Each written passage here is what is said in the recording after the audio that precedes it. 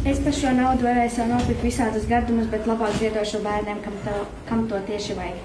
Es ar šo naudu noziedošu bērniem, lai gan es varēju nopirkt cepumus. Sākumā bija dažādas idejas, braukt palīdzēt dzīvniekiem patversmē un kasīt lapas un senioriem palīdzēt, bet beigās mēs visi klasi novienojāmies, ka tomēr palīdzēsim cilvēkiem, kam tas ir vajadzīgs vairāk. Nolēmām labāk naudu ziedot labdarībai, nekā aiziet uz veikalu un nopirkt nevajadzīgus našķus, tāpēc mēs gribējām ziedot bērniem, kuriem tas vairāk nepieciešams, lai viņi var izvesaļoties. Mēs esam sportisti, mēs esam ļoti aktīvi, mums ir ļoti maz laika. Mums varbūt nepietika labo darbu nedēļā laika iet kaut ko ārā darīt, tīri fiziski un laiku tērēt, bet mēs savu kabatas naudiņu liksim kastītē un ziedosim kādam bērnam, kam ir lielas problēmas, un mēs ziedosim viņam šo naudiņu, lai viņam varbūt būtu tikpat laba dzīve, kāda patreiz ir mums visiem. Tas ir tikai viens no labajiem darbiem, kas šonedēļ tiek paveikts Gulbenes novada vidusskolā. Organizācijas Palīdzēsim LV labo darbu nedēļā iesaistījušās visas skolas klases. Labo darbu nedēļa ir kā impulss darīt labāk, darīt vairāk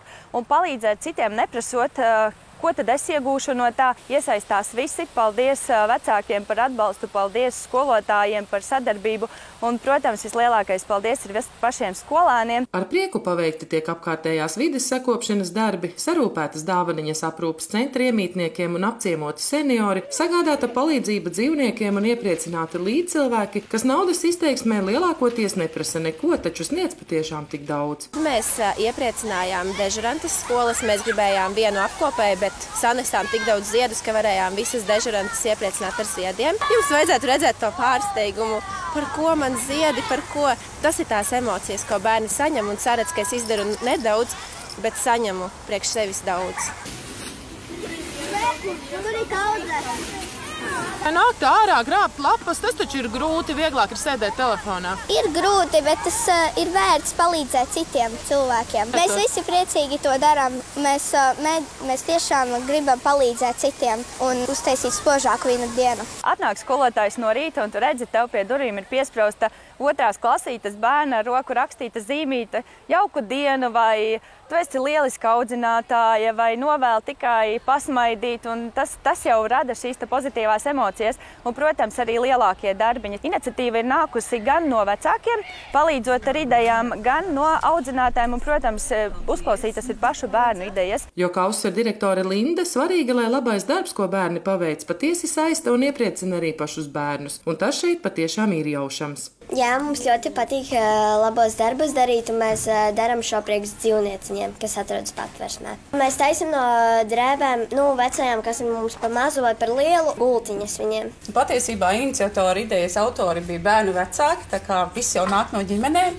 Un tas ir vēl viens brīdis, kad bērni var parādīt šo savu labo gribu, iejūtību, un šī konkrētajā gadījumā pret pamestiem dzīvniekiem. Viņi visi to dara ar ļoti interesi un redzat arī ar aizrautību. Protams, kāds no sabiedrības varbūt domā, tad tikai labo darbu nedēļā mēs darām labos darbus, bet tas ir vēl viens iemesls, kā veicināt šos labos darbus. Ja?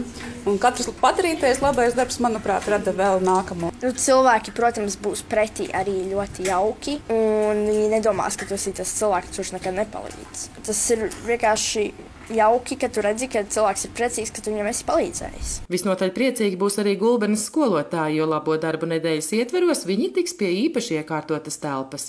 No šīm paletēm mēs domājam taisīt mēbeles skolotāju istabai, jo viņa ir ļoti tukša, un šīs paletes mēs ieguvām no ziedojumiem. Mēs visi ļoti priecīgi, ka mēs varam palīdzēt skolotāju istabai kļūt savādākai nekā tā ir visās pārējās skolās. Svarīgi jau šajā labo darbu nedēļā ir sajust, kurš tad ir lielāks ieguvējs, tas, kurš dod vai tas, kurš saņem, un radīt to tiešām prieku, pozitīvismu mūsos visos ar šiem mazajiem prieciņiem, jo agrāk mēs gājām talkās, mēs palīdzējām siena talkās, kartupeļu talkās, gājām bietas visi kopā rāvām. Šobrīd tā nav, un varbūt mūsu bērniem šis ir tāds tiešām stimuls saskatīt apkārt, kam ir vajadzīga palīdzība un iet un darīt. Pie tam ar pārliecību, ka darot kopā, var izdarīt vairāk labu darbu. Sandra Zariņēlvis, RTV.